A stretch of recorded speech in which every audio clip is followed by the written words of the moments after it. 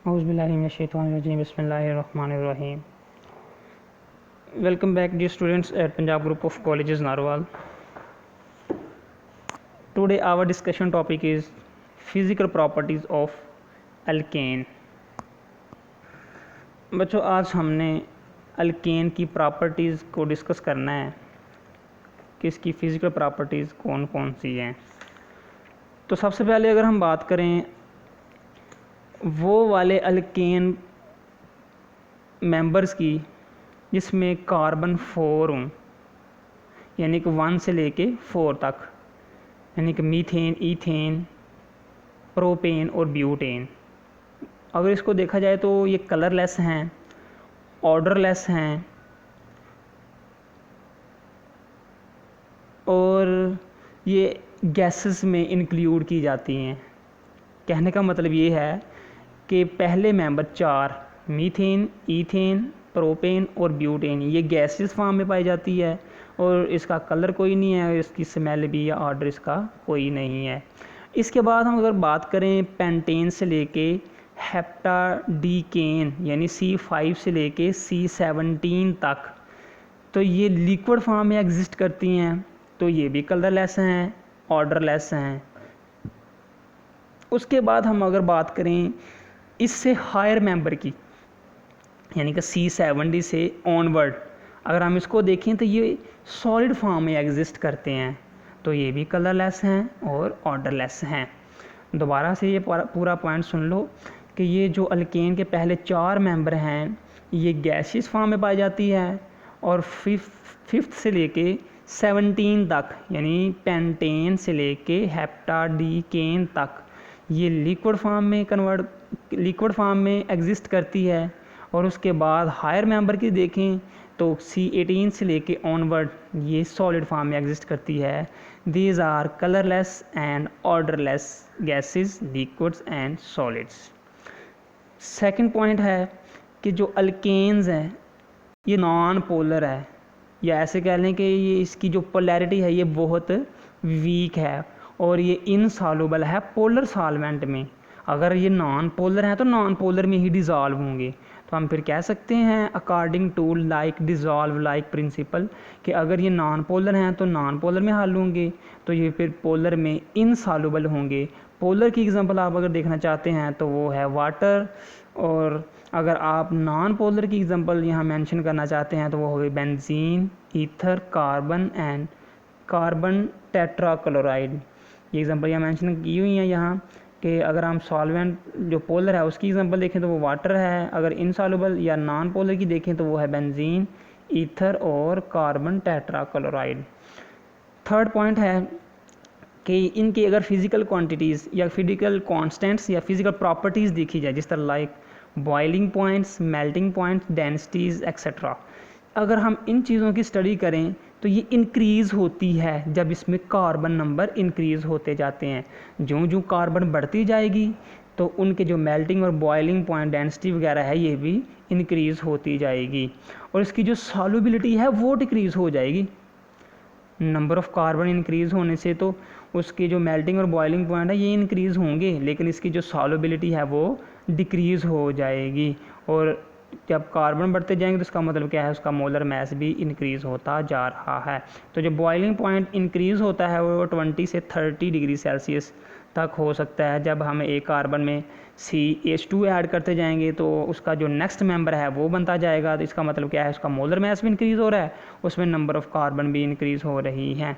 तो इस तरह हम इसकी ये थर्ड प्रॉपर्टीज़ भी डिस्कस कर ली। अब इसमें एक पॉइंट और लिखा हुआ है कि अगर हम नॉर्मल यानी कि स्ट्रेट चेन और ब्रांच चेन का मुआवजा करें तो जो स्ट्रेट चेन है उसके जो बॉइलिंग पॉइंट हैं वो हायर होते हैं, वो ज़्यादा होते हैं एज़ कम्पेयर टू जो ब्रांच में होते हैं। तो यहाँ एक लाइन लिखी हुई है, normal butane has a higher boiling point that is -0.50 degree Celsius than isobutane -11.7 degree Celsius.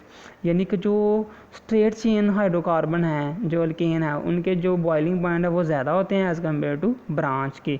इस यहाँ लिखा हुआ है नॉर्मल ब्यूटेन और आइसोब्यूटेन और इसकी वैल्यू भी लिखी हुई है बॉइलिंग पॉइंट की।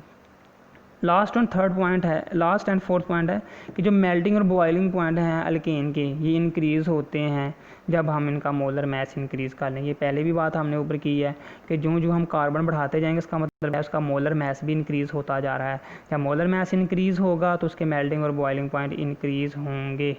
तो कहता है कि ये जो इंक्रीजनेस होती है ना विद द पैसेज ऑफ या with the addition of molecular mass, या इनका मालिकुलर मैस बढ़ता जाता है तो इनका मेल्टिंग और बॉइलिंग पॉइंट भी इंक्रीज़ होता जाता है। लेकिन कहता है कि ये रेगुलर चेंजिंग नहीं होती इसमें, यानी कि ये जो इंक्रीज़ हो रहा है ना इसका मेल्टिंग और boiling point with increase molar mass या मालिकुलर मैस, ये रेगुलर नहीं है। हो सकता है कि अगर हम इसका मोलर मैस इंक्रीज़ करें तो इसकी वैल्यू कम भी हो सकती है। तो फिर हम कह सकते हैं कि it's increase in value is not regular pattern. उसके बाद इसकी रिएक्टिविटी देख लेते हैं अल्केन की। ये आपने पहले भी पढ़ी है। जो अल्केन है बच्चों, ये मैंने आपको पहले भी बताया था कि it is also known as paraffin.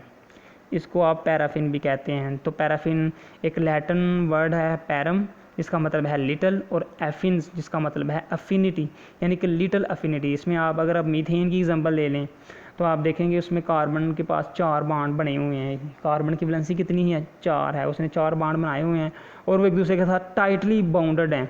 और उसमें आप देखेंगे कि हर एक ने सिग्मा बांड बनाया हुआ है। उसमें कितने सिग्मा बांड बन रहे हैं? 4 सिग्मा बांड बन रहे हैं।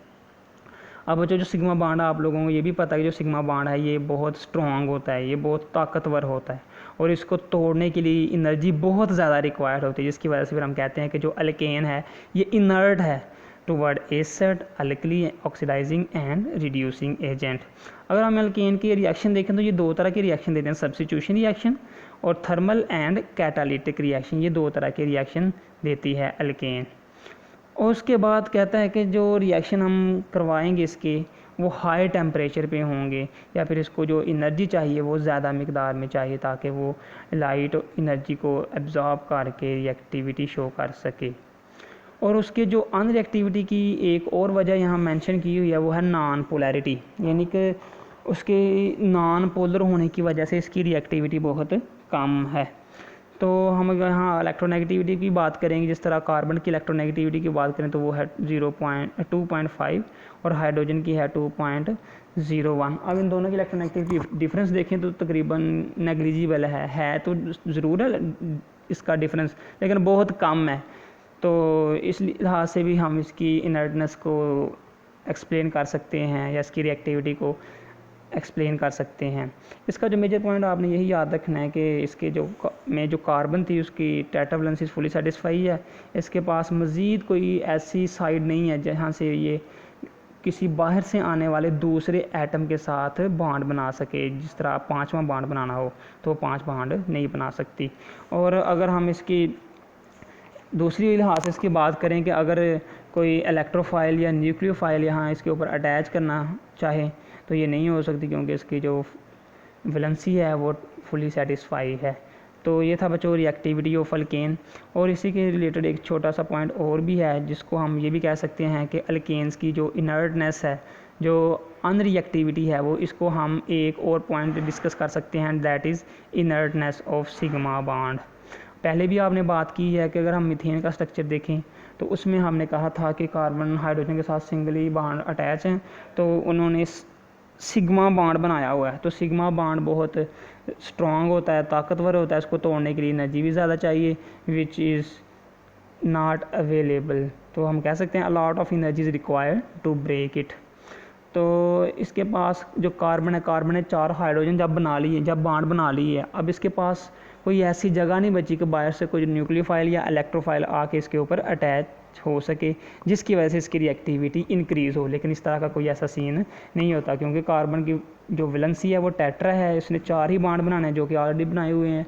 तो ये एक और फैक्टर था जिससे हम अल्केन की अनरिएक्टिविटी की एक्सप्लेनेशन कर सकते हैं due to the inertness of sigma bond. Inertness का मतलब क्या होता है? अनरिएक्टिविटी, यानी कि ये जो सिग्मा बॉन्ड है इसकी वजह से भी अल्केन अनरिएक्टिव है।